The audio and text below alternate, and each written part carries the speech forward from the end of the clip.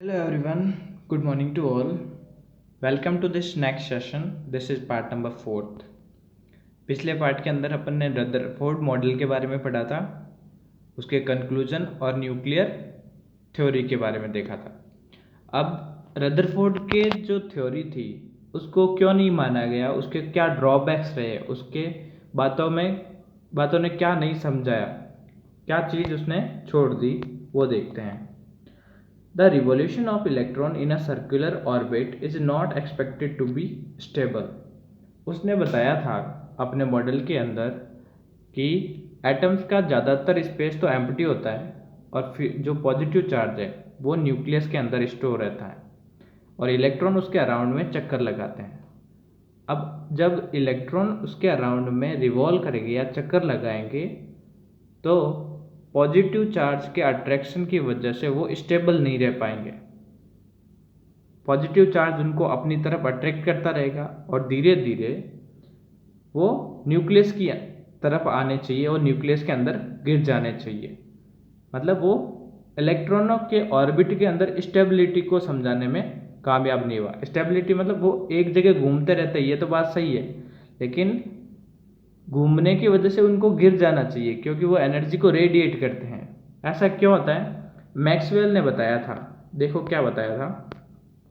Any particle in a circular orbit, कोई भी particle जो सर्कुलर गोल गोल ऑर्बिट के अंदर घूम रहा है, अंडरगो एक्सिलरेशन, वो गोल घूमते हुए एक्सिलरेट होगा। एक्सिलरेट होने का मतलब उसकी स्पीड चेंज होगी।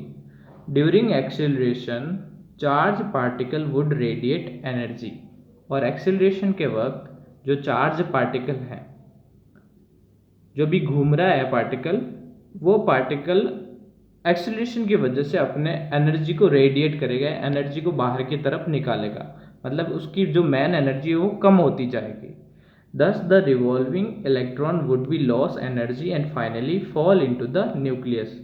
और इस वजह से जो रिवॉल्व कर रहा है इलेक्ट्रॉन वो अपनी एनर्जी को धीरे धीरे लॉस करता जाएगा और उसकी एनर्जी लॉस होने से वो न्यूक्लियस के अंदर गिर जाना चाहिए।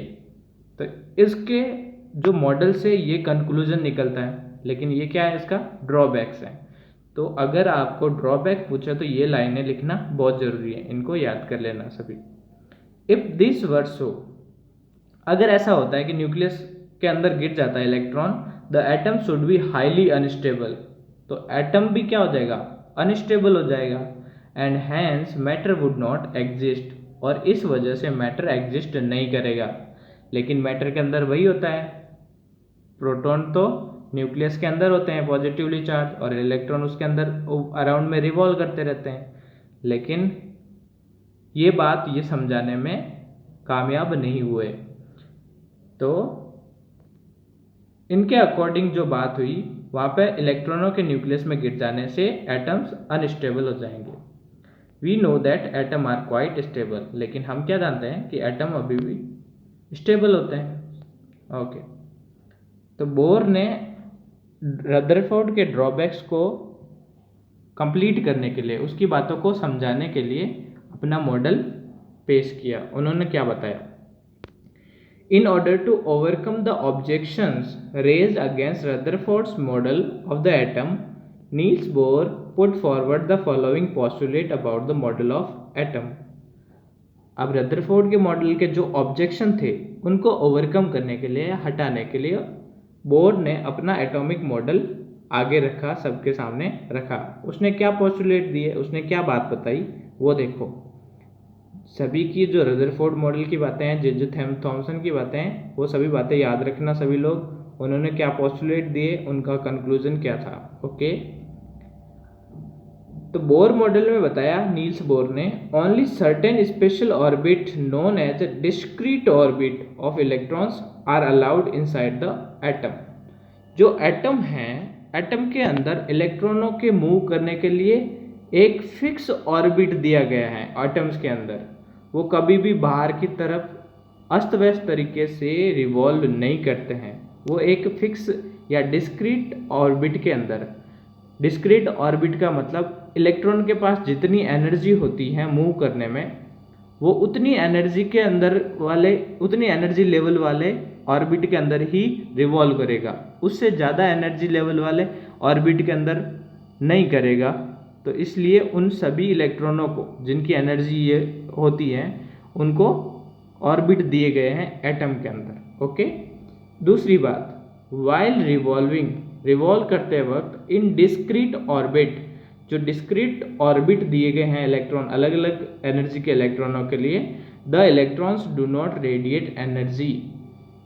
उन ऑर्बिट के अंदर उनको एनर्जी रेडिएट करने की जरूरत नहीं रहती है, वो रिवॉल्व तो करेंगे लेकिन उनके एनर्जी का लॉस नहीं होगा। और उन ऑर्बिट को क्या बोला गया?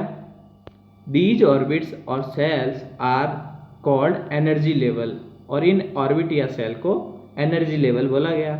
दीज ऑर्बिट और shell are represented by the letters K, L, M, N और नंबर्स 1, 2, 3, 4। और इन ऑर्बिट्स को ऐसे या तो के, एल, एम और एन ऑर्बिट के नाम से जाना गया, या फिर उनको ऑर्बिट 1, 2, 3 और 4 बोल सकते हैं। ओके, तो देख लेते हैं किस तरह से वो अरेंज रहते हैं। अकॉर्डिंग टू बोर, ये है न्यूक्लियस के अंदर रहते हैं प्रोटॉन और न्यूट्रॉन। प्रोटॉन अभी तक तो हम लोगों ने पॉजिटिव और नेगेटिव चार्ज ही फाइंड किए थे, तो प्रोटॉन इसके अंदर रहते हैं पॉजिटिवली चार्ज, और negatively charge electron in discrete orbit के अंदर रिवॉल्व करते हैं। तो जो इनर मोस्ट डिस्क्रीट है, जो उसको n=1 बोलते हैं, उसको k सेल, फिर l, m और n सेल बोलते हैं। जो n=1 या 2 और 3 और 4 भी कहा जा सकता है। ये क्या है? A few energy level in atom, atom के अंदर कुछ energy level. Okay, thank you all.